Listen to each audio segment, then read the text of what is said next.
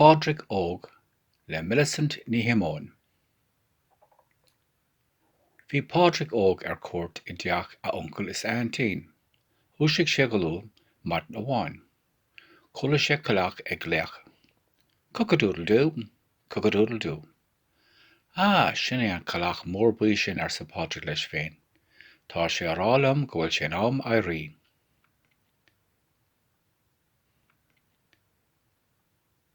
D'fháraigh Pádraig Óg. D'fhág sé amach an inóg. Chonaic sé uncle a mu sa chlás. Bhí sé ag tabhairt bia donna mucha. Is tógadh nach bhfuil amplaigh fásta réig fós ag maintín a dúirt Pádraig leis féin. Rachadh mé amach go dtí mo uncle mar sin.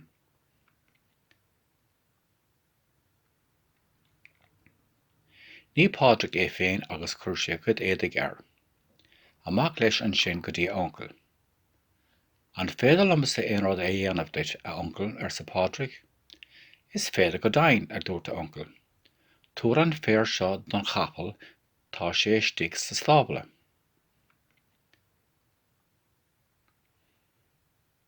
Bhí an féir go deas tirim. Thóg Pádraig lán a dhá láimh de agus isteach leis sa stábla. Chuir sé an féir isteach sa bhain séir. Seo duit a chud bí a chapelín ar seisin leis an gabhal. Ní dúirt an capel aon rud ach thosaigh sé i gcithe.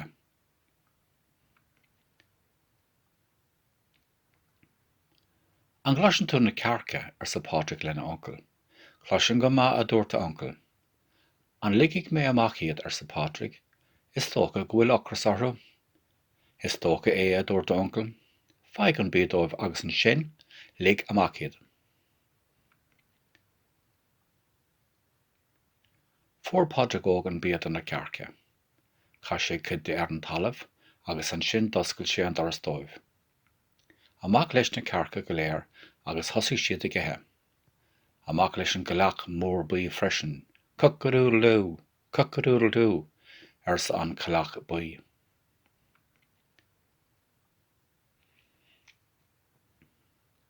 Tháinig antin Pádraig go dtí an doras. Tar isteach a Pádraig ar siise. Agus aber le duncle teacht freisin, tá an bricc fásta réig.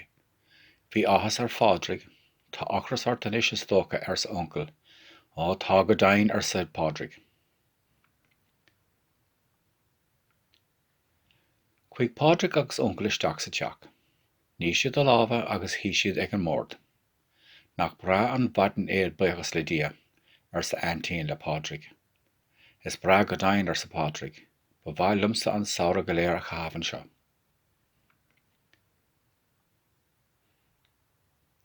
Tar éis bricc fásta léigh Pádraig ar an madra mórdóibh. D'imigh siúd ag siúlá trasna na páirce. Bhí an ghrian go brad te agus na héan ag déanamh ceol. Bhí fér glas agus blahanna in neacháit. Leabhar saoraigh a bhí ann. Chonaic Pádraig conaíonn beag ráir ina hí san air. Chonaic Seip é freisin. Ré an madra trasna na páirce, léigh Pádraig ar. Stop ar sa Pádraig. Ná mairigh an conaíonn bocht. Níor stop Seip ach d'imigh an conaíonn sláán séir uig.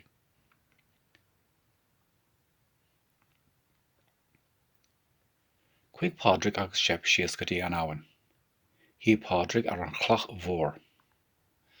Lí Seip ar an bhéir dó féin. Ó féach ar sa Pádraig, tá éasc mór am ansin san uisce. Wuff, wuff, a dúirt Seip, ach níor bhach sé leis an éasc.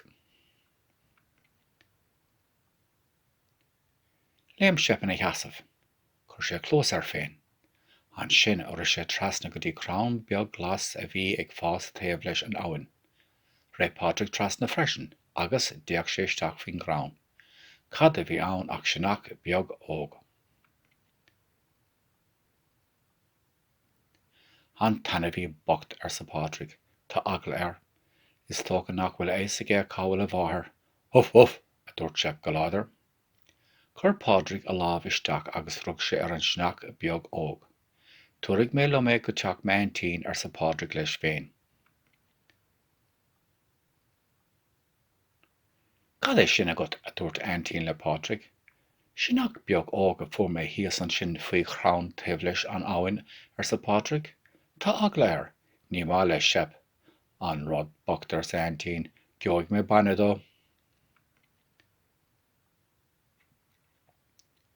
Ba bhailm é a thuairt ó bhhail eilm ar sa Pádraig.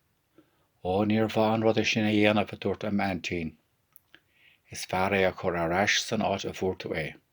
Táim cinnte go bhfuil a bháthair ann inis.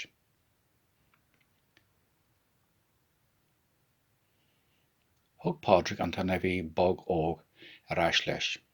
Chun sé sneach mór síos uig ceart go leor, chur sé an sneach óg síos ar an talamh. Re leat go dtí do bhamí féin inis ar sa Pádraig, beidh fáilte mhór aici rót.